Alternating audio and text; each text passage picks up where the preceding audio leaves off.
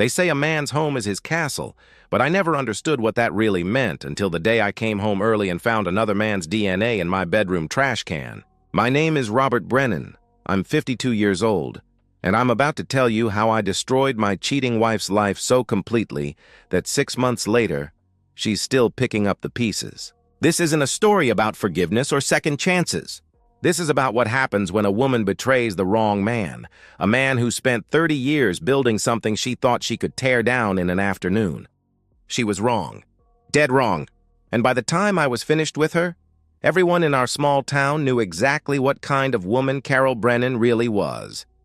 My name is Robert Brennan, and I'm 52 years old. I'm sitting in the house I built with my own hands 30 years ago, and until last Tuesday, I thought I knew everything about my life. I thought I understood the deal I'd made, the woman I'd married, and the future we were building together. I was wrong about all of it. Carol and I met when I was 24 and she was 22. I was working construction then, learning the electrical trade from an old-timer named Frank Kowalski, who taught me that a man's reputation is built one job at a time. One wire at a time, one satisfied customer at a time.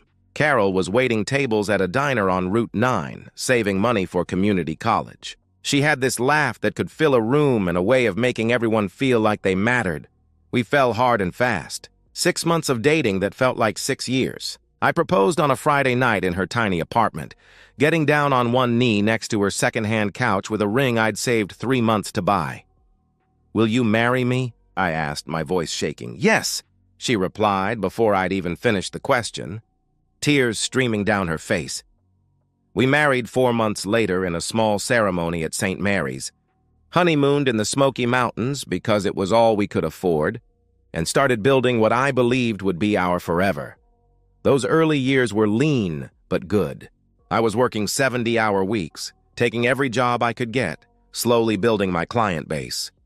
Carol stayed home after Jake was born. That was her choice, her dream. She wanted to be the mother who was always there, who made homemade cookies and helped with homework and knew all the other parents at school events. I made it possible. I worked longer, harder, took jobs other contractors wouldn't touch, all so she could have the life she wanted. Tyler came along 2 years later, and our family felt complete. I remember Carol holding him in the hospital, looking up at me with tears in her eyes. "We did good, Bobby," she whispered. "We did real good." I agreed completely. I got the vasectomy 6 months later. We both agreed 2 kids were enough, and we were done taking chances. I built this house piece by piece, ran every wire myself, installed every outlet, every switch, every fixture. The kitchen table where we ate dinner every night for 24 years. I made it in my garage. The deck where we watched the boys learn to ride bikes. I built it on weekends. The garden where Carol grew tomatoes and herbs. I tilled that soil with my own hands. Jake's 26 now, a software engineer with his own apartment downtown. Good job, good head on his shoulders, visits every other Sunday for dinner. Tyler's 24, a paramedic living across town with his girlfriend Sarah. Both boys turned out right, which is more than a lot of parents can say these days. The business grew steady over the years. Brennan Electric went from just me and a beat-up truck to 8 employees and a reputation for quality work. I still get my hands dirty. Still crawl through attics and wire panels, but I've got good people working for me now. Men I trust, men who understand that our name is on every job we touch. Carol's life got easier as the boys grew up. She started taking yoga classes, meeting friends for coffee, reading those book club novels that all seemed to be about women finding themselves. I was happy for her. She'd earned it, spending all those years focused on the boys and the house. She deserved time for herself. Last month, she mentioned maybe taking an art class at the community center. "Go for it," I told her. "Money's not tight anymore. You should pursue whatever makes you happy." I thought we were entering the best years of our marriage. Kids launched, business stable, time to enjoy what we'd built together. Tuesday started like any other day. I was finishing up a panel upgrade at a medical office, routine work that should have taken until 5. But the job went smooth, and I wrapped up by 3:30. I drove home planning to shower off the day's sweat and maybe watch some baseball. The house was quiet when I pulled into the driveway. Carol's car was there, but I figured she was napping or reading. I wish I'd stayed at that job site. I wish I'd never gone home early. Because some things, once you see them, you can't unsee. Some betrayals cut so deep they change who you are forever. The trash bin beside. Our bed held something that shouldn't exist in my world. Something that proved my wife had invited a stranger into the house I built, into the bed I paid for while I was out breaking my back to provide for her. I pulled off my work boots at the front door like I always did, not wanting to track dirt through the house. The silence felt different that day, though I couldn't say why. Usually Carol would call out when she heard me come in, but the house was dead quiet. I figured she was taking one of her afternoon naps. I walked through the living room, past the couch where we'd watched 1,000 movies, past the family photos lining the mantel. Our wedding picture smiled down at me, 2 young kids who thought they had forever figured out. I was heading for the bathroom to wash up when something caught my eye in the bedroom, the trash bin beside our bed. Something white at the bottom. I almost walked past it, almost minded my own business. But something made me look closer, and when I did, my world ended. A used condom. Tied off and discarded like yesterday's garbage, my legs went weak. The room started spinning. I grabbed the dresser to keep from falling, my heart hammering against my ribs so hard I thought it might burst. My mind raced through the impossibility of what I was seeing. We hadn't used condoms in over 20 years, not since my vasectomy. There was only one explanation for what was in that trash can. Someone else had been in my bed. The rage hit me like a physical force. I wanted to scream, to put my fist through the wall, to tear the house apart board by board. I wanted to wait for Carol to come home and demand answers, to make her explain the unexplainable. But even through the fury, a colder thought cut through the noise. If I confronted her without proof, she'd deny everything. She'd claim I was paranoid, that I was seeing things that weren't there. She might even convince me I was wrong, gaslight me into questioning my own eyes. And if this was what I thought it was, if she really was cheating, then charging in blind would be the stupidest thing I could do. In a divorce, emotions don't matter. The court doesn't care about broken hearts or betrayed trust. It cares about evidence, documentation, proof. Without concrete evidence of her affair, she'd walk away with half of everything I'd built. Half my business, half my savings, half my retirement. The house would be sold, the life I'd created divided up and distributed like spoils of war. I forced myself to back away from the trash can, to leave everything exactly as I'd found it. My hands were shaking as I pulled out my phone and dialed Dave Martin's number. Dave lived 3 houses down, retired IT guy who'd helped me set up the computer system for my business. If anyone could help me get the proof I needed, it was Dave. "Dave, it's Robert," I said when he answered. "I need a favor and I can't explain everything over the phone. Can you come over?" He must have heard something in my voice because he didn't ask questions. "Give me 30 minutes," he replied immediately. I spent those 30 minutes pacing my house like a caged animal, seeing betrayal in every corner. The kitchen where she'd kissed me goodbye that morning. The living room where we'd watched TV the night before. How long had this been going on? How many times had she brought him here while I was working? How many times had she lied to my face? Dave arrived with a small duffel bag and the kind of professional focus that comes from 30 years in corporate IT. I told him I suspected Carol was cheating and that I needed surveillance equipment. He didn't judge, didn't ask for details. He just nodded and got to work. We spent 2 hours installing hidden cameras throughout the house. Motion-activated, streaming to cloud storage and my phone. Living room, hallway, bedroom, front entry. Small enough to be invisible, sophisticated enough to capture everything in high definition. "They'll record automatically," Dave explained as he showed me the phone app. "Motion alerts will come straight to your phone. Everything uploads to secure cloud storage, so even if something happens to your phone, you'll have backup copies." I thanked him and he left, no questions asked. That's the kind of neighbor Dave was. Solid, dependable, the kind of man who understood that sometimes you need help without having to explain why. The next 2 days were the worst of my life. Coming home to Carol cooking dinner, kissing me on the cheek like nothing had changed, asking about my day while my stomach churned with the knowledge of what she'd done. I played the devoted husband while dying inside, checking my phone constantly, waiting for the motion alerts that would confirm my worst fears. Thursday morning, I was on a job site rewiring an office building when my phone buzzed. Motion detected. Front door camera. I opened the app with shaking hands. switched to live view, and watched a man I'd never seen before walk through my front door like he owned the place. Carol greeted him with a kiss that told me everything I needed to know. I was watching my marriage end in real time. Kyle Turner. That was his name, though I didn't know it yet. Mid-20s, arrogant grin, expensive sneakers that probably cost more than most people made in a week. He strutted through my front door like he belonged there, like he'd been invited into the most sacred space in my world. I watched them on my phone screen, unable to look away even though every second was torture.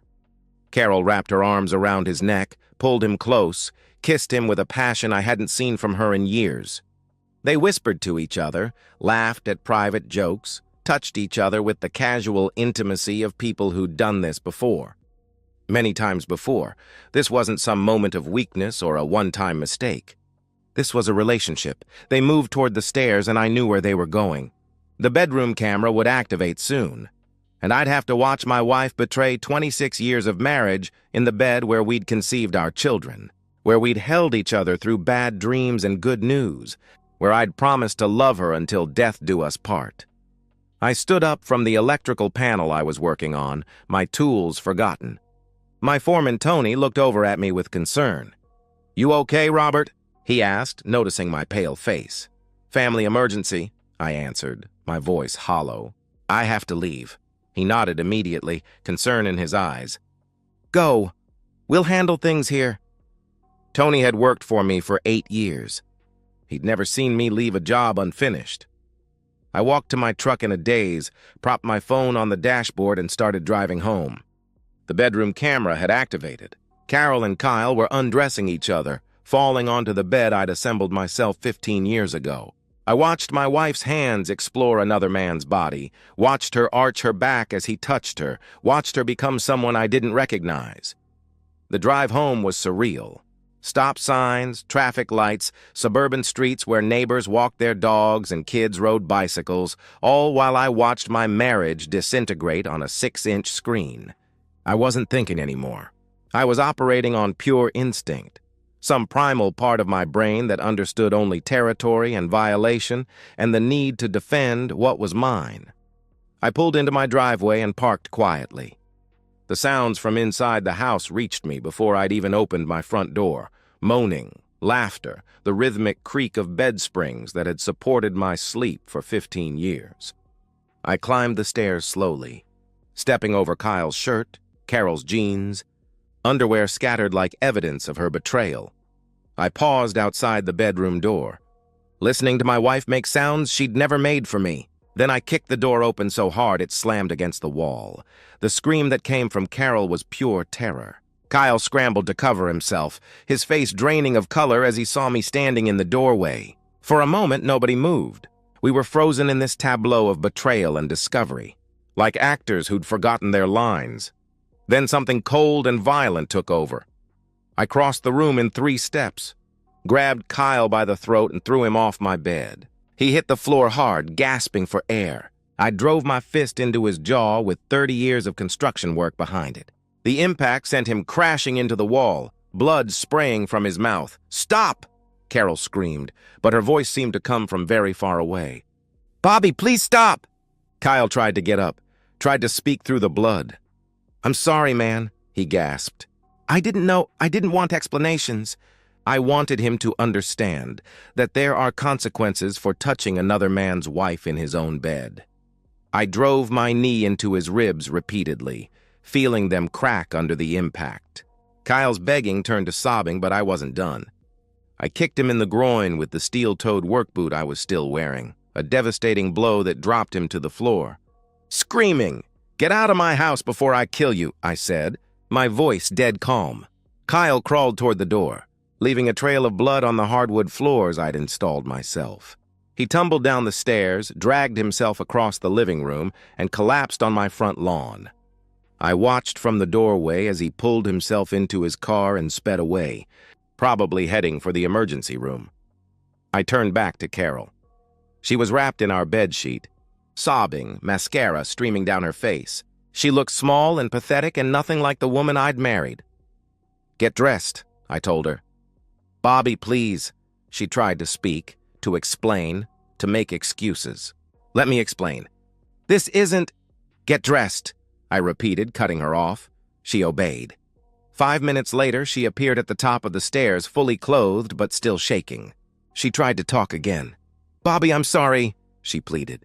"It didn't mean anything. We can work through this. We can go to counseling." I opened the front door. "Leave," I commanded. "Please, where am I supposed to go?" she asked desperately. "I don't care," I replied coldly. She collapsed on the front step, crying harder. I closed the door in her face and locked it. Then I pulled out my phone. The cameras had recorded everything: her betrayal, my response, every second of the destruction of our marriage. Now it was time to make sure she never recovered from this. I sat in my living room, surrounded by silence for the first time in hours, and made the calls that would reshape the rest of our lives. First, I called Jake, then added Tyler to the line. They deserved to hear this from me before Carol tried to spin her version of events. "Boys, I need to tell you something, and it's going to be hard to hear," I began, my voice steady despite the chaos inside me. "Your mother's been cheating on me. I caught her in our bed with another man today. I'm filing for divorce." The silence that followed was deafening. Finally, Jake's voice came through, tight with controlled anger. "Dad, are you okay?" he asked. "Do you need us to come over?" "I'm okay," I answered. "I will be okay. I just wanted you to know the truth before she tries to contact you." Tyler's voice was rougher when he spoke. "What do you mean you caught her?" "I have video evidence," I explained. "Everything recorded. I'm not asking you boys to choose sides, but I want you to know what really happened." "We're with you, Dad," Jake said immediately. "Whatever you need." "Always," Tyler echoed, his voice firm. I thanked them, told them I loved them, and hung up before the emotion could crack my voice. Then I made the call that would determine Carol's future. Margaret Sinclair was the divorce attorney my business accountant had recommended years ago during a casual conversation about asset protection. She agreed to see me first thing the next morning. Margaret's office was all dark wood and law books, the kind of place that communicated competence and discretion. I handed her a USB drive containing the camera footage, and she watched it in silence. The video was comprehensive. Carol and Kyle entering the house, kissing, undressing. The bedroom footage that documented their affair in explicit detail. Margaret's expression remained professional throughout, but I saw the disgust flicker in her eyes when Kyle appeared on screen. "This is ironclad," she said when the video ended. "Adultery is still grounds for fault-based divorce in this state. With this evidence, you'll retain all marital assets, the house, business, savings, retirement accounts. She'll get minimal support, if any. The court doesn't reward infidelity." "File immediately," I told her. "I want her served by the end of the week." "Understood," she replied, already making notes. "We'll move fast." Margaret explained the process. Temporary restraining order preventing Carol from returning to the house. Freezing of joint accounts. Expedited hearing given the clear evidence of adultery. I listened to every word, feeling the satisfaction settle deeper in my chest with each legal maneuver that would protect what I'd built.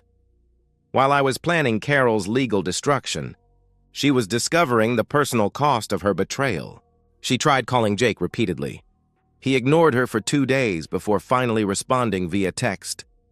"You destroyed our family. Don't contact us again." Tyler was even more direct. He blocked her number entirely. When she showed up at his apartment, he didn't answer the door. She stood outside for an hour, knocking and pleading, while neighbors watched through their windows. The woman who'd raised him, who'd bandaged his scraped knees and cheered at his baseball games, had become a stranger, begging for attention he would never give again. The next 60 days were a blur of depositions, financial disclosures, and mediation sessions that Carol's attorney insisted on, despite having absolutely no leverage. Carol tried every defense in the book during her deposition. "I felt neglected," she claimed, dabbing her eyes with tissue. "Robert worked all the time. I needed companionship." "Did that give you the right to commit adultery in the marital home?" Margaret asked coldly. "I was having a midlife crisis," Carol continued. "I needed to find myself." "In another man's bed?" Margaret replied without missing a beat. Margaret shut down each. Pathetic excuse with the video evidence and testimony about my faithful provision for the family, I learned that Kyle Turner had spent 3 weeks in the hospital. Broken ribs, internal injuries, permanent damage to his groin that the doctor said would affect him for the rest of his life. His lawyer advised him not to press charges, given the circumstances of how he was discovered. A jury would be unsympathetic to a man caught in another man's bed. Kyle left town the day he was discharged from the hospital, probably terrified I'd come back to finish what I'd started. Good. Let him spend the rest of his life looking over his shoulder, remembering what happens when you touch something that doesn't belong to you. The judge reviewed everything and ruled swiftly. I retained the house, the business, all savings and retirement accounts. Carol received a settlement of exactly $2,000, just enough to avoid claims of punitive damages and no alimony. 26 years of marriage dissolved with the bang of a gavel. 60 days after I kicked down that bedroom door, Carol was legally erased from my life. She got $2,000 and a studio apartment on the wrong side of town. I got everything else, including my peace. The story spread through our community like wildfire, and Carol lit the match herself. She couldn't help but play the victim, complaining to anyone who would listen about her abusive husband who nearly killed an innocent man and threw her out with nothing. But the truth has a way of finding daylight. And this truth was too explosive to stay buried. Dave Martin, my neighbor who'd helped install the surveillance equipment, mentioned the video evidence to a few close friends. Word spread. Someone saw Kyle crawling out of my house naked and bleeding. Someone else witnessed Carol sobbing on my front lawn. The pieces came together quickly in a town where everyone knows everyone else's business. The community's response shocked me. Instead of judgment, I received respect. Other men at Angel's hardware store nodded knowingly when I walked in, shook my hand with genuine admiration. They'd heard what I'd done, and they approved. These were men who understood that some lines can't be crossed without consequences. My crew at work was fiercely loyal. They'd known Carol for years, had brought their wives to company barbecues, had watched her play the devoted wife and mother. They were disgusted by her betrayal. Tommy, one of my senior electricians, pulled me aside one day. My old man caught my mom cheating when I was 12, he confided.